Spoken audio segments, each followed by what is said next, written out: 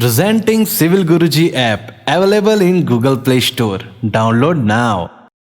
Hello engineers, मैं engineer and corporate trainer Syed Mohammad Talha एक बार फिर से आप सभी का स्वागत करता हूं आपके अपने पसंदीदा यूट्यूब चैनल सिविल गुरुजी में, जहां पे हम बात करते हैं सिविल इंजीनियर्स के बारे में। इंजीनियर्स, आज की इस वीडियो में हम बात करने वाले हैं बार बेंडिंग शेड्यूल ऑफ स्टीरप्स के बारे में। मतलब कि इंजीनियर्स, अगर हमें स्टीरप्स की कटिंग लेंथ कैलकुलेट करने की जरूरत पड़ जाए जो हम प्रोवाइड कर रहे हैं अपने कॉलम और बीम में, तो उसको हम कैसे कैलकुलेट करेंगे, आज हम इस वीडियो में सीखने वाले हैं। तो बने रहिएगा वीडियो के एंड तक। चलिए वीडियो को स्टार्ट करते हैं।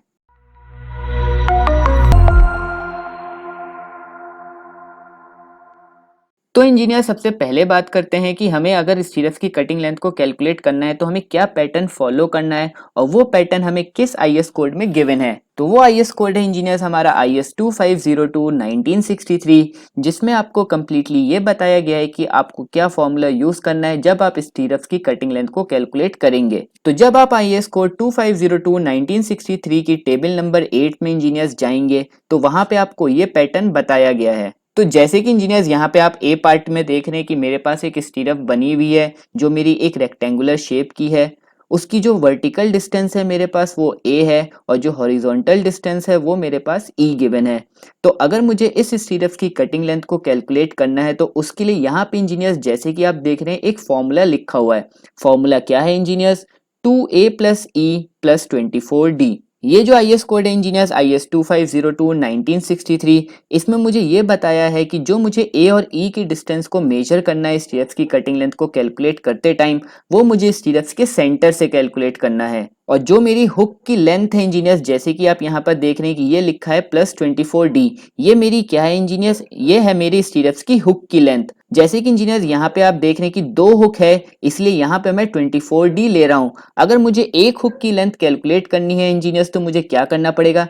इस 24d को डिवाइड कर देना है 2 से। तो एक हुक की लेंथ कितनी होगी इंजीनियर्स? 12d। और 12d इंजीनियर्स कब होगी? जब मेरा ये हुक 135 डिग्री के एंगल पर बेंड होगा, तब मैं जो हुक लेंथ कंसीडर करूंगा वो कितनी करूंगा इंजीनियर्स? 12d। तो ये बात आप ध्यान रखिएगा। उसके बाद इंजीनियर्स उसी के नीचे जैसे कि आप देख रहे हैं कि यहाँ पे सारी चीजें सेम है मेरी स्टीरप्स की, बस यहाँ पे जो बेंड है मेरे हुक का वो किस पे हो गया है? 90 डिग्री के एंगल पर। तो उसके लिए यहाँ पे बाकी सारी चीजें इंजीनियर्स जैसे आप देख रहे हैं सेम है। 2a + e प्लस उसके बाद हुक की जो लेंथ है यहाँ पे इंजीनियर्स वो कितनी हो गई है? 20d। तो मतलब 90 डिग्री के एंगल के लिए अगर मुझे एक हुक की लेंथ कैलकुलेट करनी है तो इंजीनियर्स मुझे क्या करना पड़ेगा? इस 20d को 2 से डिवाइड कर देना है और वहां से मेरे पास एक हुक की लेंथ आ जाएगी। वो कितनी होगी इंजीनियर्स? 10d। मतलब कि इंजीनियर्स अगर मेरे हुक मेरा 90 डिग्री पे बेंड होगा तो मैं हुक लेंथ कितनी कंसीडर करूंगा? 10d। और 135 डिग्री पे बेंड होगा मेरा अगर हुक तो मैं कितनी कंसीडर करूंगा? 12d। एक बात और इंजीनियर्स, आप यहाँ पे सोच रहे होंगे कि हम बेंड रिडक्शन क्यों नहीं कंसीडर कर रहे, जबकि यहाँ पे बेंड हो रहे हैं कई सारे हमारी स्टीरप्स में, तो हम बेंड रिडक्शन क्यों नहीं माइनस कर रहे इस कटिंग लेंथ में से? तो इंजीनियर्स उसका आंसर ये है कि जब हम अपनी स्टीरप्स की कटिंग लेंथ कैलकुलेट करते हैं सेंटर से तो उस टाइम पे हमें क्या नहीं कंसीडर करना है? अपना बेंड रिडक्शन। क्योंकि क्या होता है इंजीनियर्स की न्यूट्रल एक्सिस से हमारा कोई भी चेंज नहीं होता है हमारी लेंथ में, इसीलिए हम जब भी कैलकुलेट करेंगे सेंटर से अपनी कटिंग लेंथ तो हम उस टाइम पे बेंड डिडक्शन कंसीडर नहीं करेंगे। तो ये बात आप ध्यान रखिएगा कि हम यहाँ पे बेंड डिडक्शन क्यों नहीं कर रहे। Simply engineers 2a + e 2a + e क्या है? सिंपली क्या है कि हमें स्टीरप्स की जब भी कटिंग लेंथ कैलकुलेट करेंगे तो हमें उसके पेरीमीटर को ऐड करना है। जो भी शेप होगा हमारी स्टीरप का हमें उसका पेरीमीटर कंसीडर करना है और उसकी हुक लेंथ उसमें ऐड कर देनी है जितने पे भी मेरा हुक बेंड होगा, और मेरे पास कटिंग लेंथ आ जाएगी मेरे उस शेप के स्टीरप की। तो आई होप आपको ये प्रोविजन समझ में आया होगा मेरा IS 2502-1963 कि हम स्टीरप्स की कटिंग लेंथ को कैसे कैलकुलेट करते हैं। अब चलते हैं इंजीनियर, सबसे पहले हम देखते हैं कि अगर हमें रेक्टेंगुलर स्टीरप की कटिंग लेंथ कैलकुलेट करनी है तो हम उसको कैसे कैलकुलेट करेंगे। तो जैसे कि इंजीनियर्स आप लोग यहाँ पर देख रहे हैं कि मैं एक रेक्टेंगुलर कॉलम यूज कर रहा हूँ जिसका साइज मेरे पास क्या है? 300 mm क्रॉस 250 mm का। ऐसे ही आपके पास भी आपकी स्ट्रक्चरल ड्राइंग में आपका कॉलम और बीम का साइज गिवन होगा। सिर्फ उस कॉलम और बीम के साइज के अकॉर्डिंग ही आप कटिंग लेंथ कैलकुलेट कर लेंगे अपनी रेक्टेंगुलर स्टीरप की, अगर आप उस कॉलम या बीम में रेक्टेंगुलर स्टीरप प्रोवाइड कर रहे होंगे। अभी जो इंजीनियर्स हम लोग कैलकुलेट कर रहे हैं कटिंग लेंथ रेक्टेंगुलर स्टीरप की, सेम एज इट इज आप स्क्वायर स्टीरप अगर प्रोवाइड होगी, अगर आपका स्क्वायर कॉलम होगा तो आप उसके लिए भी सेम यही पैटर्न फॉलो कर सकते हैं। अब इंजीनियर्स मुझे स्टीरअप की कटिंग लेंथ कैलकुलेट करने के लिए सिर्फ एक चीज पता होनी चाहिए, वो क्या है, मेरे स्टीरअप की डायामीटर, कि मैं कितनी डायामीटर की बार यूज कर रहा हूँ अपनी स्टीरअप को बनाने के लिए। तो जब आप इंजीनियर्स अपनी स्ट्रक्चरल ड्राइंग में देखेंगे तो वहां पे आपको कुछ इस तरीके से डायामीटर लिखी हुई मिलेगी, जैसे कि आप यहाँ पर देख रहे हैं 8-2LGST@130 सेंटर टू सेंटर। इसका मतलब समझते हैं इंजीनियर्स की क्या है। तो सबसे पहले इंजीनियर्स समझते हैं कि 8 का मतलब क्या होता है। 8 का मतलब होता है इंजीनियर्स की जो मैं रीइंफोर्समेंट बार यूज करूंगा उसका जो डायमीटर होना चाहिए वो मेरा 8 mm का होना चाहिए। और मुझे ये पता होना चाहिए इंजीनियर्स की मुझे प्लेन बार यूज करनी है स्टीरअप बनाने के लिए या डिफॉर्म बार। तो वो मुझे क्या बताएगा इंजीनियर्स, ये जो सिंबल बना है 8 के आगे, अगर ये सिंबल इंजीनियर्स 5 बना होता है यहाँ पे तो वो मेरी प्लेन बार को डिनोट कर रहा होता, और हैश बना है इंजीनियर्स तो ये मेरा डिनोट कर रहा है डिफॉर्म बार को। तो मतलब कि मैं जो रीइंफोर्समेंट बार यूज करूंगा वो मेरी कौन सी होगी रीइंफोर्समेंट बार, डिफॉर्म बार। तो मुझे 8 mm की डिफॉर्म बार यूज करनी है स्टीरअप को बनाने के लिए। उसके बाद इंजीनियर्स यहाँ पे लिखा है 2LGST, इसका मतलब होता है इंजीनियर्स टू लेग्ड स्टीरअप। अब लेग्ड क्या होता है इंजीनियर्स, जैसे कि यहाँ पे जो हुक बने हैं इंजीनियर्स इसी को हम लेग कहते हैं। एक लेग ये है इंजीनियर्स और एक लेग ये है, तो इसी वजह से ये मेरी टू लेग्ड स्टीरअप होगी। उसके बाद इंजीनियर्स लिखा है @130 सेंटर टू सेंटर, इसका मतलब होता है इंजीनियर्स की जो मेरे दो स्टीरअप के बीच की डिस्टेंस होगी वो मुझे कितनी मेंटेन करके चलनी है, 130 mm सेंटर टू सेंटर। एक स्टीरअप के सेंटर से दूसरे स्टीरअप के सेंटर के बीच की डिस्टेंस कितनी होनी चाहिए इंजीनियर्स, 130 mm। अब बात करते हैं इंजीनियर्स की मुझे इसकी कटिंग लेंथ कैलकुलेट करनी है अपने रेक्टेंगुलर स्टीरअप की, तो मैं उसको कैसे कैलकुलेट करूंगा। तो सिंपली मुझे कभी भी कटिंग लेंथ कैलकुलेट करनी है किसी भी स्टीरअप की, तो मुझे क्या करना है, सिंपली जो भी शेप होगी इंजीनियर्स उसका मुझे पेरीमीटर ले लेना है और उसमें हुक लेंथ ऐड करनी है। अगर 135 डिग्री पे बेंड है हुक मेरा तो 12D ऐड कर दूंगा, और 90 डिग्री पे बेंड है मेरा अगर हुक तो मैं कितना ऐड करूंगा, 10D, अकॉर्डिंग टू IS 2502 1963। तो जैसे कि इंजीनियर्स ये मेरी एक रेक्टेंगुलर स्टीरअप है तो मुझे पेरीमीटर क्या होगा मेरा रेक्टेंगल का, 2A+B। अब मुझे A और B चाहिए इंजीनियर्स, जैसे कि आप यहाँ पर देख रहे हैं कि ये मेरा A है और ये मेरा B है, ये दो डिस्टेंस मुझे चाहिए और मेरे पास कटिंग लेंथ आ जाएगी मेरी रेक्टेंगुलर स्टीरअप की। चलिए समझते हैं इंजीनियर्स कि मैं A और B को कैसे कैलकुलेट करूंगा।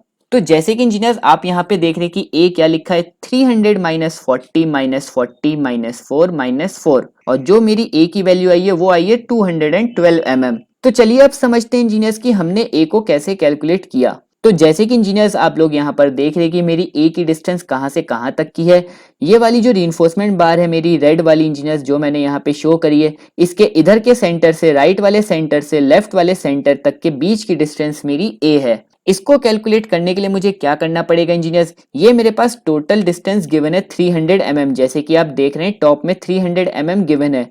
उसमें से अगर इंजीनियर्स मैं लेफ्ट साइड का कवर और राइट साइड का कवर माइनस कर दूं तो मैं कहां तक पहुंच जाऊंगा, स्टीरअप के outer surface to outer surface तक, राइट वाले आउटर सरफेस से लेफ्ट वाले आउटर सरफेस तक मैं पहुंच जाऊंगा। लेकिन जो मेरा IS कोड कहता है IS 2502 1963, जो मुझे स्टीरअप की कटिंग लेंथ करते टाइम लेंथ को मेजर करना है, कहां से करना है, स्टीरअप के सेंटर से। तो मुझे सेंटर पे जाने के लिए क्या करना पड़ेगा इंजीनियर्स, जो मेरी स्टीरअप का डायामीटर मैं यूज कर रहा हूं उसका हाफ लेफ्ट साइड से भी माइनस करना पड़ेगा और हाफ राइट साइड से भी माइनस करना पड़ेगा, जो मैंने यहाँ पे किया है। जैसे कि आप यहाँ पर देख रहे हैं 300 -40 -40 -40 -40 क्या इंजीनियर्स, क्लियर कवर है मेरा कॉलम का, लेफ्ट साइड का क्लियर कवर और राइट साइड का क्लियर कवर। -4 और -4 इंजीनियर्स क्या है, मुझे स्टीरअप के सेंटर तक जाना था लेफ्ट से भी और राइट से भी, इसीलिए मैंने -4 और -4 और किया है, क्योंकि मेरे पास स्टीरअप का डायमीटर मैं कितना यूज कर रहा हूँ, 8 mm का, तो उसका सेंटर कहाँ पे होगा इंजीनियर्स, 4 पर। तो इसलिए मैंने -4 लेफ्ट साइड से किया और -4 राइट साइड से किया। इसी तरीके से मैंने A की वैल्यू को कैलकुलेट किया जो मुझे मिली 212 mm। ऐसे इंजीनियर्स B की वैल्यू को कैलकुलेट करने के लिए मुझे क्या करना पड़ेगा, ये मेरे पास 250 mm की डिस्टेंस गिवन है। B कहाँ से इंजीनियर्स, टॉप के सेंटर से बॉटम के सेंटर के बीच की डिस्टेंस मेरी B है। इसको कैलकुलेट करने के लिए मुझे क्या करना पड़ेगा, 250 mm में से मुझे टॉप का कवर और बॉटम का कवर माइनस करना पड़ेगा, और सेंटर तक जाने के लिए मुझे बॉटम से -4 करना पड़ेगा और टॉप से -4 करना पड़ेगा। जिसके बाद जो मुझे B की वैल्यू मिली इंजीनियर्स वो कितनी मिली, 162 mm। तो बस इंजीनियर्स मुझे A और B को कैलकुलेट करना था। अब मुझे फॉर्मूला यूज करना है अपने रेक्टेंगुलर स्टीरअप की कटिंग लेंथ को कैलकुलेट करने के लिए, और वो फॉर्मूला क्या है इंजीनियर्स, पेरीमीटर रेक्टेंगल का और उसके बाद प्लस कर दूंगा मैं हुक लेंथ। तो चलिए देखते हैं कि हम कटिंग लेंथ कैसे कैलकुलेट करते हैं। तो जैसे कि इंजीनियर्स आप यहाँ पे देख रहे हैं कि फॉर्मूला क्या लिखा है 2a प्लस बी। ये क्या होता है, मेरा रेक्टेंगल का पेरीमीटर होता है इंजीनियर्स 2a प्लस बी, और प्लस कर दूंगा मैं हुक लेंथ। जैसे कि इंजीनियर्स आप यहाँ पे देख रहे हैं हुक लेंथ कितनी लिखी है 12d फॉर 135 डिग्री बेंड।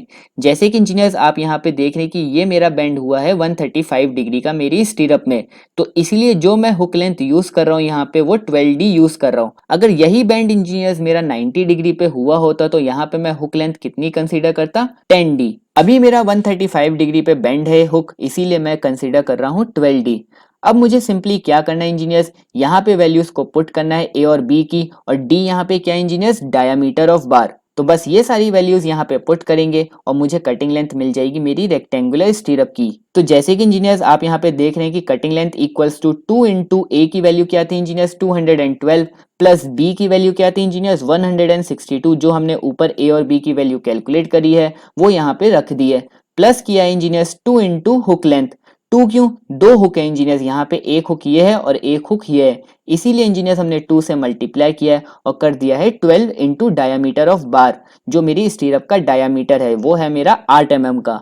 उसके बाद जब मैंने इन सारी वैल्यूज को ऐड किया इंजीनियर्स, तो मेरे पास कटिंग लेंथ जो आई मेरी रेक्टेंगुलर स्टीरअप की वो आई मेरे पास 940 mm। तो ऐसे इंजीनियर्स हम लोग अपनी रेक्टेंगुलर स्टीरअप की कटिंग लेंथ को कैलकुलेट करते हैं। आई होप आपको समझ में आया होगा कि हमें कैसे रेक्टेंगुलर स्टीरअप की कटिंग लेंथ को कैलकुलेट करना है। अगर इंजीनियर्स आपको किसी और शेप की स्टीरअप की कटिंग लेंथ कैलकुलेट करना सीखना है, जैसे कि सर्कुलर, ट्रायंगुलर या डायमंड शेप की, तो मुझे जरूर कमेंट बॉक्स में नीचे मेंशन करिए। नेक्स्ट वीडियो में उसी टॉपिक से रिलेटेड आपके लिए लेके आऊंगा। तब तक के लिए इंजीनियर्स वीडियो पसंद आई हो तो वीडियो को लाइक करिएगा, चैनल को अभी तक सब्सक्राइब नहीं किया है तो चैनल को सब्सक्राइब करिएगा, और नोटिफिकेशन बेल आइकन को तो जरूर प्रेस करिएगा, जिससे फ्यूचर में आने वाली वीडियोस आप तक पहुंच सके। तब तक के लिए इंजीनियर्स मुझे इजाजत दीजिए। Keep learning, keep sharing. जय हिंद, जय भारत।